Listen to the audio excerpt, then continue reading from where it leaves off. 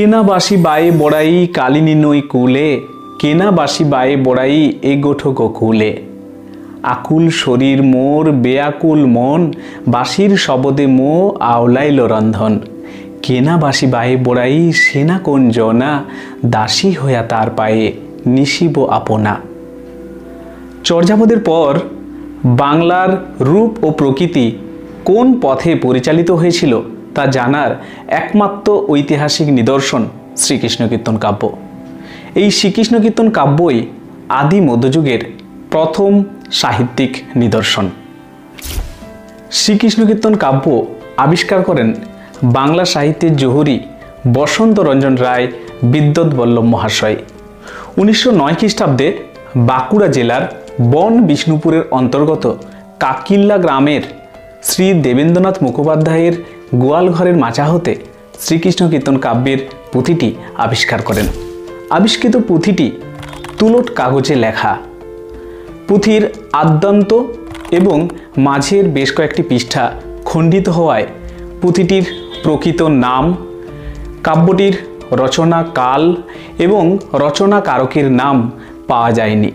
রচনাকারকের নাম শুধুমাত্র পুঁথির মধ্যে ভণিতায় পাওয়া গিয়েছিল। অর্থাৎ পুষ্পিকা ও আখ্যাপত্যহীন এই কাব্যটির নামকরণ নিয়ে সেই কারণে সংশয় রয়েছে।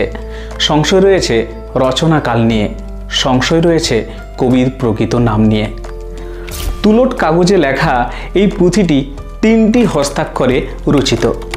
পুঁথির মধ্যে একটি চিরকুট পাওয়া যায় যাতে লেখা ছিল শ্রীকৃষ্ণর সন্দর্ভ। 1909 সালে আবিষ্কৃত এই পুঁথিটিকে 1916 সালে গবেষক শ্রী বসন্ত রঞ্জন রায় বিদ্যুৎবল্লভ মহাশয় বঙ্গীয় সাহিত্য পরিষদ থেকে শ্রীকৃষ্ণ কীর্তন কাব্য নামে প্রকাশ করেন।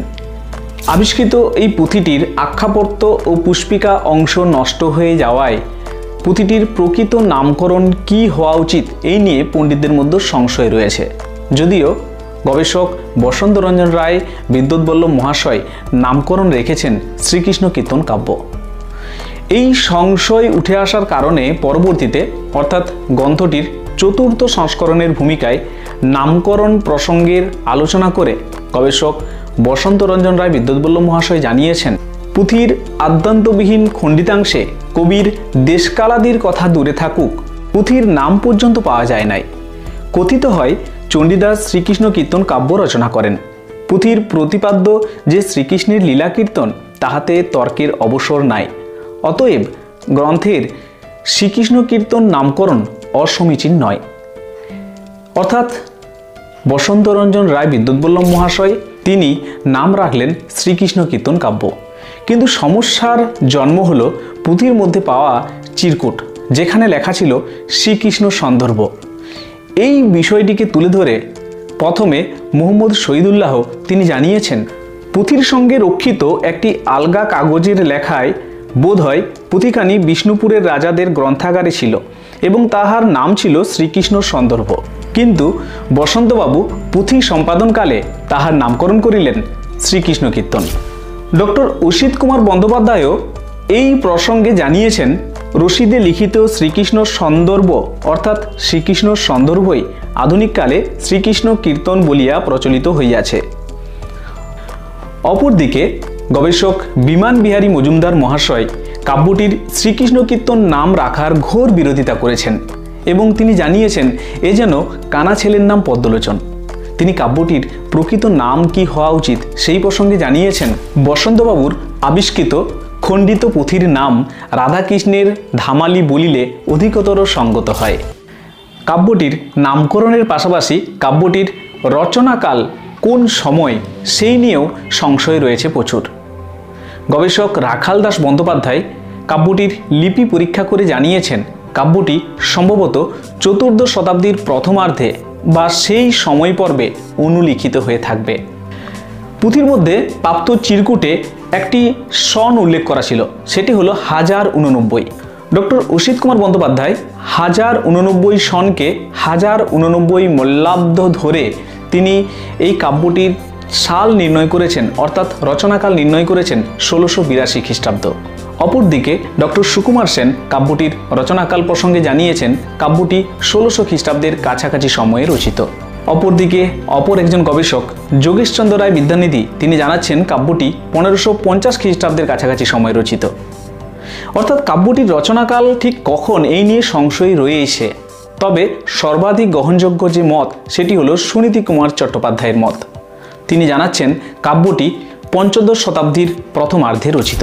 কাব্যটির নামকরণের পাশাপাশি কাব্যটির রচনাকাল, পাশাপাশি কাব্যটির রচনাকারকের নাম অর্থাৎ কাব্যটির প্রকৃত কবিকে এই নিয়েও সংশয় রয়েছে। কাব্যটির মোট পদের সংখ্যা 415, মতান্তরে 418। এই 415টি পদের মধ্যে বড়ু চণ্ডীদাস এই ভণিতাটি ব্যবহৃত হয়েছে 43 বার।